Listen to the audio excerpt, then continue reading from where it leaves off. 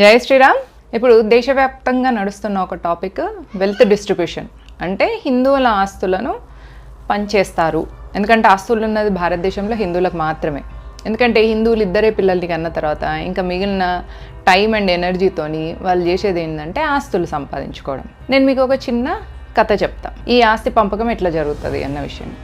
బంగ్లాదేశ్ నుంచి వెళ్ళి ఒక అబ్దుల్లా తన 4 భార్యలు 20 మంది పిల్లల్ని వేసుకొని వచ్చిన తర్వాత ఇక్కడ మన బ్రదర్స్ లాంటి వాళ్ళు అతనికి ఎలక్షన్ ఐడి ఆధారు ఇప్పించిన తర్వాత అతను వచ్చేసి ఒక రామ్ ప్రసాద్ ఇంట్లో పనికి చేరిండు.